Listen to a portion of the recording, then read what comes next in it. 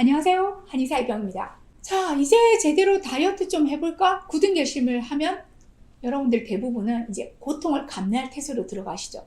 먹고 싶은 음식을 최대한 적게 먹거나 아예 굶기까지 하면서 배고픔의 고통과 체중 감량의 달콤한 결실이 비례하는 거라고 굳게 믿고 가는 건데요.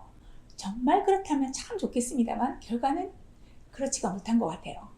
제가 비만 환자분들에게 가장 많이 하는 당부 중 하나가 바로 절대 배고픔을 참지 말라는 거예요. 참는 것은 오래 못 갑니다. 자, 억눌려진 욕구는요, 언젠가는 빵 터져버리죠. 다이어트 중도에 또는 더욱 의지가 굳건한 분이라면 목표 체중을 찍고 난 이유가 되기도 합니다. 그것을 우리는 요요라고 부릅니다. 자, 그렇다면 반대로 배고픔을 느끼지 않도록 하는 기술, 그것이 진정한 다이어트 성공과 이어진다고 할 수 있는데요. 물론 케이스 바이 케이스로 변형의 기술이 필요합니다.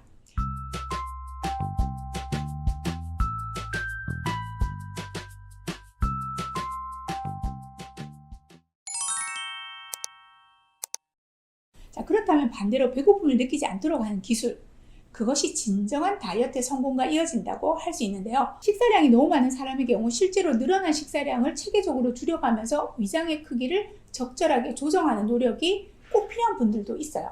그래서 최종적으로 참는 것이 아니라 바꾸고 적응하는 단계까지 가야 되는 거죠. 가장 바람직한 다이어트 식사 원칙은요, 양을 줄이는 것이 아니라, 절대 아니라 음식의 종류, 그리고 식사의 주기나 시기를 적절히 조절함으로써 배고픔을 최대한 적게 느끼면서 지방의 축적을 막는 것이라고 할 수 있겠습니다. 자, 음식의 종류에는요, 마음대로 먹던 식단을 저탄 고단백질의 식사로 바꾸는 것이 가장 기본이 되겠죠. 식사 시간을 조절해서는요, 야식을 끊는 것이 가장 효과적입니다. 자, 그럼 야식을 끊으려면 어떻게 해야 할까요? 우선 야식의 민낯을 제대로 한번 맞닥뜨려 보죠. 우리가 야식을 토마토나 시금치, 당근같이 그런 식단으로 하는 경우는 거의 없을 겁니다. 야식의 주인공은 치킨, 피자, 라면, 그리고 보쌈이죠. 이들의 칼로리를 우선 한번 볼까요? 생각보다 양호하다고요? 자, 실제 그런 영향이 있죠. 한번 보세요. 치킨이나 피자 한 조각과 밥 한 공기를 놓고 보니 열량 차이가 별로 나지 않아요. 오히려 치킨은 착한 칼로리를 기록하고 있잖아요.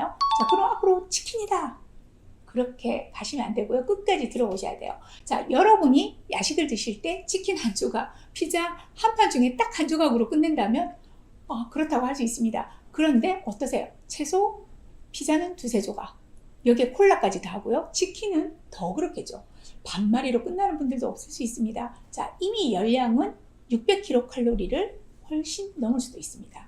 진짜 문제는 시작도 안 했어요. 자, 밥 한 공기와 함께 섬유질이 풍부한 나물이나 단백질인 고기나 두부를 반찬으로 든든하게 먹을 경우에 열량은 비슷할지라도 영양소와 포만감을 모두 채울 수 있는 반면에요, 야식으로 먹는 음식은 지방이나 나트륨 그리고 열량만 채우고 있고 영양소는 아주 턱없이 부족하다 보니까 이런 음식들을 체지방으로 아주 쉽게 쌓이게 되는 겁니다. 자, 정말 한 번씩 야식을 한다면 각각의 칼로리를 한 번 더 계산해 보는 노력이 필요하시고요. 그래도 멈출 수 없다면 다른 음식과 함께 곁들여 드시는 노력이 필요합니다. 이 시점에서 야식을 끊는 가장 효과적인 방법을 소개해 드릴게요. 야식의 욕구는요, 애초에 밤에 시작되는 것이 아닙니다. 야식의 욕구를 조절하는 능력은 하루의 시작인 아침에 결정된다고 할 수 있습니다.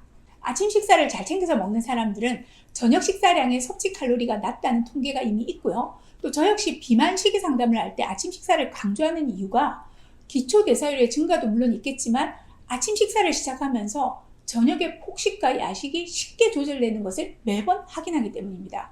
반대로 야식을 즐기는 분들 중에는 아침 잘 챙겨 드시는 분들 거의 없습니다. 야식 증후군의 정의 자체가 하루 대부분의 칼로리를 밤에 섭취하는 것이라고도 할 수 있잖아요.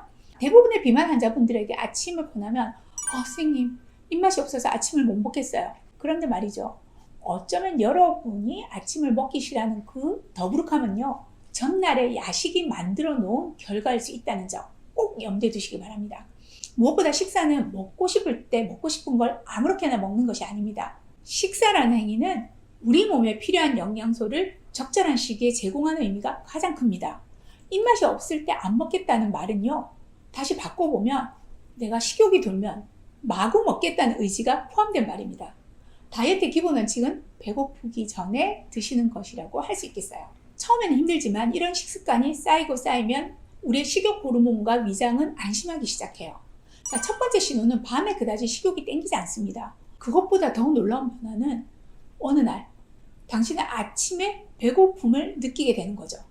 아침에 헛헛한 배고픔은 내 신진대사가 원활히 돌아가고 있다는 신호입니다.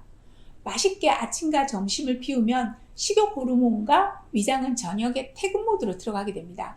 자, 어느새 간단한 식사가 주는 깔끔함, 그동안 나를 괴롭히던 그 더부룩하고 가슴 답답한 그런 증상들이 사라진 것을 느끼시게 될 겁니다. 아침에 더 이상 붓지도 않게 되는 것은 너무 행복합니다. 단 조심해야 하는 분들이 있어요.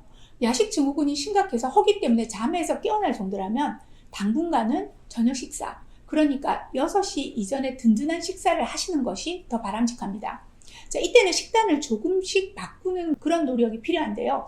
양념치킨 대신에 섬유소와 비타민, 무기질이 풍부한 채소들을 함께 선택해 보시기 바랍니다.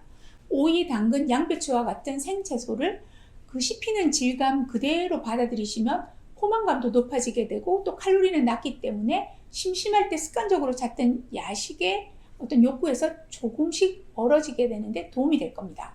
오늘 저녁 또는 내일 아침부터 한번 시작해 보시기 바랍니다. 감사합니다.